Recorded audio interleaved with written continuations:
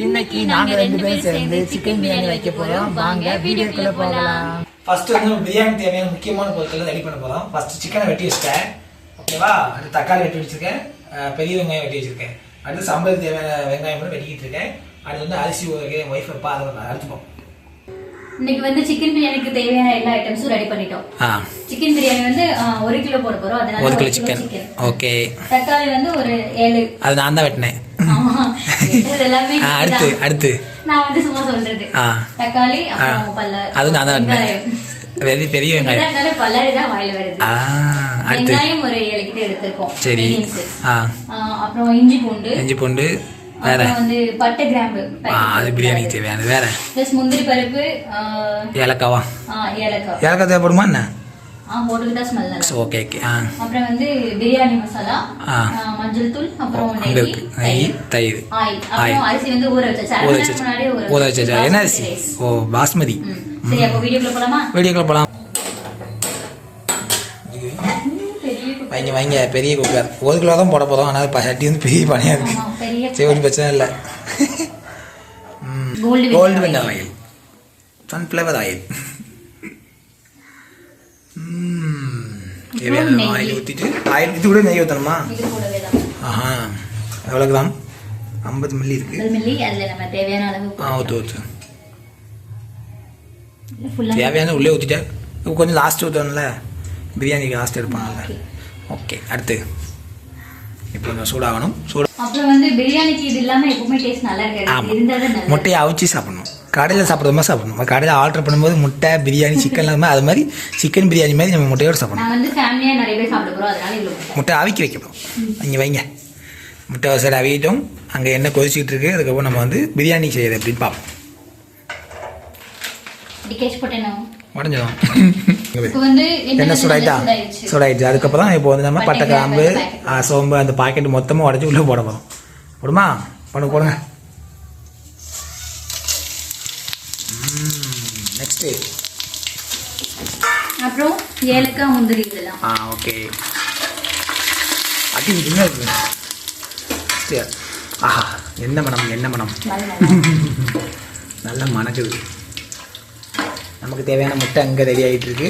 இப்போ வந்து chicken ready ஆக ஸ்டார்ட் பண்ணிட்டோம். அடுத்து நெக்ஸ்ட்டு ஒவ்வொன்றா பண்ணோன்னா சரி. அடுத்து பல்லாரியை போட போகிறோம். பெரிய வெங்காயம் நிறைய இருக்குது. ஒரு 5-6 வெட்டிட்டேன். 6 பெரிய சைஸ் வெங்காயம் வெட்டி படைச்சு நேரமாக வெட்டிட்டேன். பிரியாணியே நான் என் ஹஸ்பண்ட் வீட்டுக்கு வந்ததுக்கு நான் தானே ட்ரை பண்ணுறது ஆளு.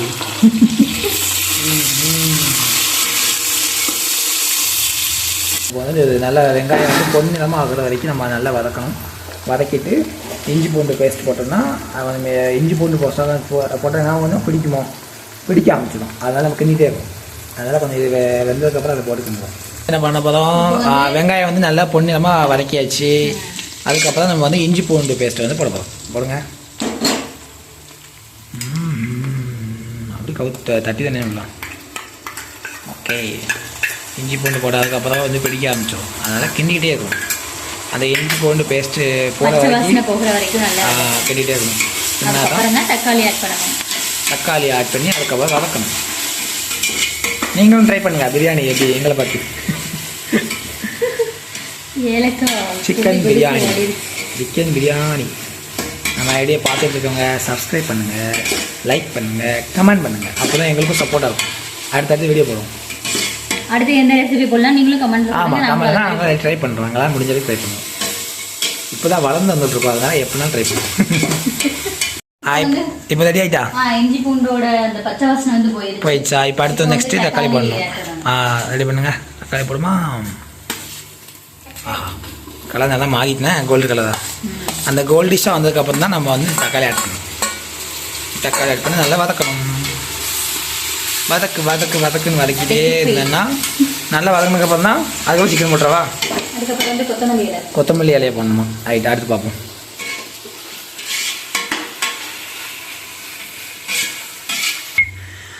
இப்போ ரெடி ஆகிட்டா? அப்படி இப்போ வந்து தக்காளி நல்லா வதக்கியாச்சா? எங்கே காமிங்க. ஆமாம், நல்லா கோல்டிஷ் ஆகிட்டுதான். இப்போ வந்து அடுத்து மல்லி இலையை போட வேண்டும். வெளிச்சம் பத்தலை. இது ஓகே தான். இப்போ வந்து நாங்கள் மல்லி இலையை போட போகிறோம். நெக்ஸ்ட் வந்து பொடிலாம் என்னென்ன பொடிலாம் போடணுமோ அதெல்லாம் போட்டுட்டு உப்பு போட்ட வேண்டியதான். அப்படி தானே? போடுங்க. ஒரு கொத்தளவு மல்லி இலை, அது தெரிஞ்சு வீடியோ இது போடும். நல்லா மணக்குது. போதுமா? ஓகே. அடுத்து அப்புறம் லைட்டாக வதக்கிட்டு அப்புறம் பொடி ஆட் பண்ணணும். வதக்கு. இது முட்டை டைமானமா இருக்கு? இன்னும் டைம் ஆகலை. எத்தனை நிமிஷம்? 10 நிமிஷமா? மொத்தம் ஒரு 15 நிமிஷம் ஆகும். 15 நிமிஷமா? சரி ரைட்டு. இது மீடியம் ஃப்ளேமில் வச்சாதான் இது உடையாமல் இருக்கும், இல்லைன்னா உடஞ்சி போயிடும். சரி, நம்ம பிரியாணி போயிருக்கோம். என்ன மனம் அந்த மசாலா, அந்த புதினா. இது புதினா இல்லையானே? புதினா போட மாட்டோமா? புதினா இல்லை. புதினா இருந்தால் கண்டிப்பாக போடுங்க. இதுக்கப்புறம் நாங்கள் வந்து கொத்தமல்லி மட்டும் தான் போட்டிருக்கோம். கொத்தமல்லி போடுறது நல்லா மணக்குது. இப்போ வந்து மஞ்சள் பொடி கொஞ்சம் தேவையான அளவு. உங்ககிட்ட கலர் பொடி இருந்தால் கூட ஆட் பண்ணிக்கலாம். அப்படி கலர் பொடி தான் யூஸ் பண்ணக்கூடாது. கலர் பொடி தான் கடையில் தான் யூஸ் பண்ணுவாங்க. நம்ம வந்து நேச்சுரலாக சாப்பிடணும். அடுத்து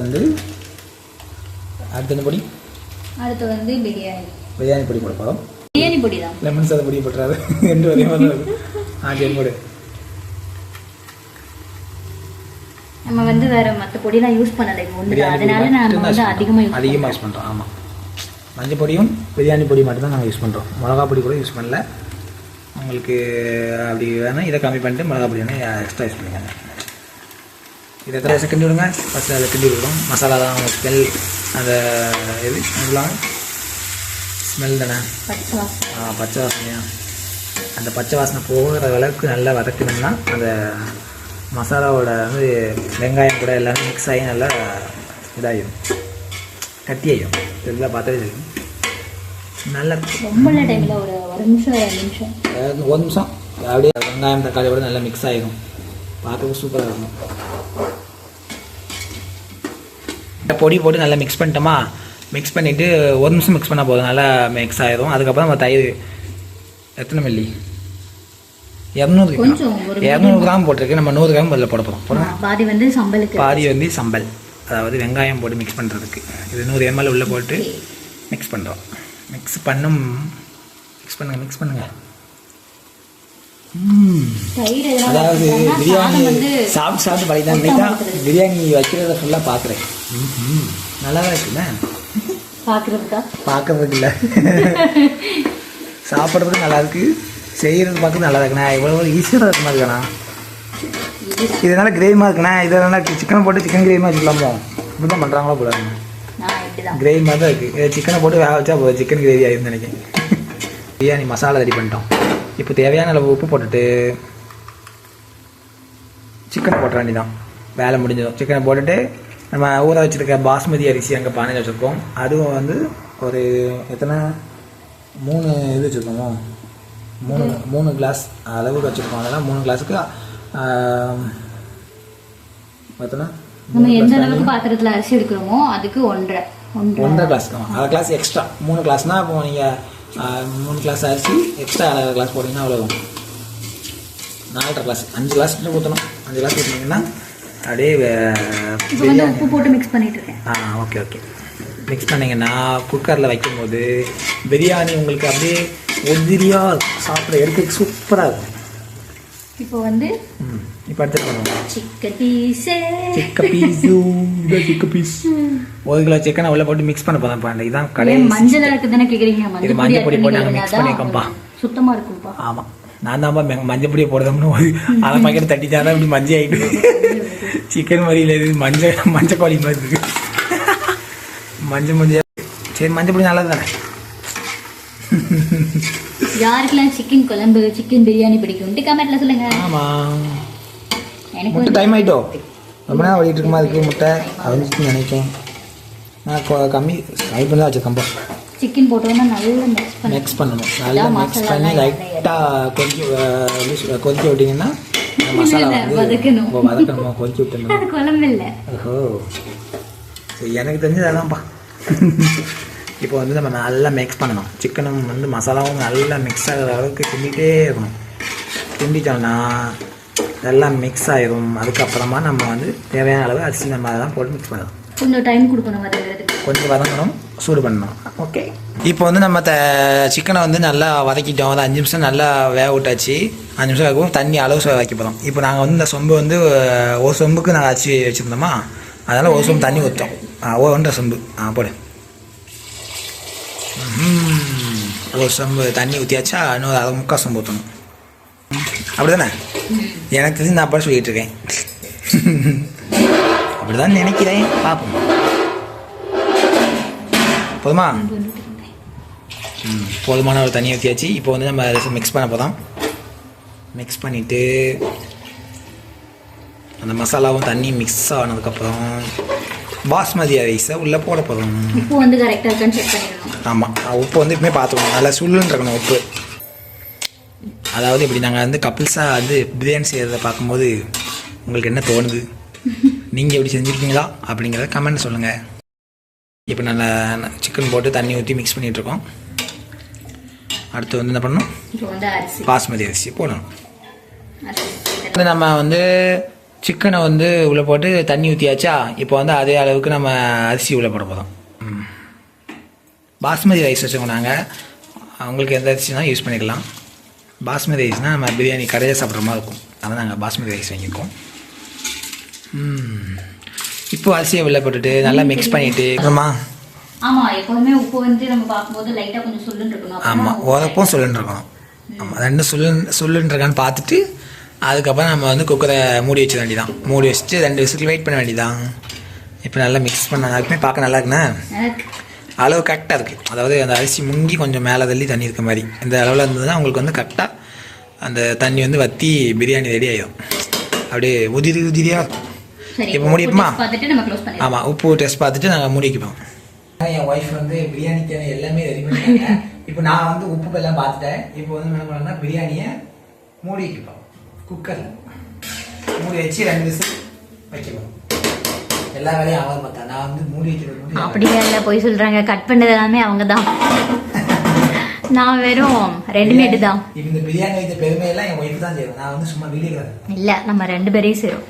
இப்போ வந்து சக்ஸஸ்ஃபுல்லாக குக்கரை மூடியாச்சு.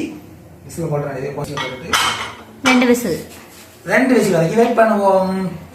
நெக்ஸ்ட் பார்ப்போம். என்னங்க பிரியாணி தான் ரெடி ஆயிடுச்சு, அப்புறம் என்ன வெங்காயம் நறுக்கிட்டு இருக்கீங்க? பிரியாணி ரெடி பண்ணியாச்சு. சம்பல் தயாரி பண்ணுவோம்.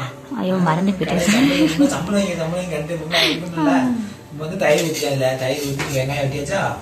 வெங்காயம் வெட்டி போட்டு ஒரு மிக்சிங்க போட்டு வச்சுக்கோங்க, சாம்பல் ரெடி ஆயிடும். அப்படியே சாம்பல் வச்சு சாப்பிடலாம். இது பேரு ரைத்தான்னு சொல்லுவாங்கல்ல? ரைத்தா அது வந்து எப்படி சென்னை சைடு சொல்லுவாங்க. சென்னை நம்ம ஊர்ல சம்பல் தான். சம்பல் சம்பல் தாங்கப்பா அப்படிம்பாங்க. இல்லைன்னா வெங்காயத்தை வெட்டி ஐயா அப்படிம்பாங்க நம்ம ஊர்ல கடையில். பிரியாணி வந்துட்டு இருக்கு, ரைத்தா வச்சு ரைத்தான் வந்துருக்கு. சம்பல் ரெடி ஆகிட்டு முட்டை அவிஞ்சாச்சு, கதம். இப்போ வந்து பிரியாணி விசில் அடித்து முடிஞ்சுக்கிட்டது. நெக்ஸ்ட் வந்து பிரியாணி வந்து நம்ம என்ன பண்ண போகிறோம், தொடர்ந்து பார்க்க போகிறோம் எப்படி இருக்குன்னு பார்ப்போம். சூப்பர், வாங்க பார்ப்போம். பார்க்கலாம். உயிரின பிரச்சனை நிற்காது. இப்போ கழுத்து இப்போ வந்து பிரியாணி கழுத்திட்டோம். செம்மையாக வந்ததுக்கு நம்ம பிரியாணி. கிண்டு இப்போ பாருங்க எப்படி இருக்கு. நீங்கள் பிரியாணியை வச்சது எப்படி இருக்குன்னு பார்ப்போம். நாங்கள் 2 பேரும் சேர்ந்து வச்ச பிரியாணி கிண்டி பாரு. ஆஹா, அழகழகாக வந்திருக்கு. உதிரியாக வந்துட்டு சூப்பராக இருக்குது. ஆஹா, இப்போ வந்து நம்ம வந்து என்ன பண்ண அடுத்து ஆமாம், புதினாவும் நெய்யும் போட்டுட்டு மிக்ஸ் பண்ணிவிட்டா நமக்கு நம்மளோட பிரியாணி ரெடி ஆகிடும். சூப்பர். ஆமாம், ஃப்ளேவருக்காண்டி லாஸ்ட்டாக இறக்குன அப்புறம் நாங்கள் போடுறோம். புதினா போட்டாச்சு, பூ விட்டு அதுக்கப்புறம் நெய் மீடியமாக லைட்டாக உங்களுக்கு தேவைன்னா அப்படியே நம்ம போட்டுட்டோம். இப்போ வந்து லைட்டாக மேல்ட்டாக கொஞ்சம் போடுவோம் லைட்டாக, அவ்வளோதான். மிக்ஸ் பண்ணிருக்காங்க. இப்போ நம்ம மிக்ஸ் பண்ண வேண்டியதான். மிக்ஸ் பண்ணவா? போனபடி இப்போ வந்து நம்ம பிரியாணியை மிக்ஸ் பண்ண போகிறோம். எப்படி இருக்கிறாங்க? சூப்பராக இருக்குது பார்க்குறதுக்கு, அழகாக இருக்குது. அப்படி மிக்ஸ் பண்ணும்போது அழகாக இருக்குது. ஓ மை காட், நம்ம அழகாக பண்ணியிருக்கோம். பிரியாணி வந்து செம்மையாக வந்துருக்குது. அப்படி அழகாக உதிரியாக இருக்குது பிரியாணி, செம்மையாக இருக்குது. சிக்கனுமே நல்லா வந்து நம்ம பிரியாணி ரெடி ஆகிட்டு இலையில வச்சாச்சு. பிரியாணி சாப்பிட்டு பார்ப்போம் எப்படின்னு பார்ப்போம். வாங்க பார்ப்போம். டேஸ்ட் எப்படி இருக்குன்னு பார்த்து சொல்லுங்க. சிக்கன் பீஸ்லாம் செமையா வந்து ஜூம்ல செமையா வந்திருக்கு.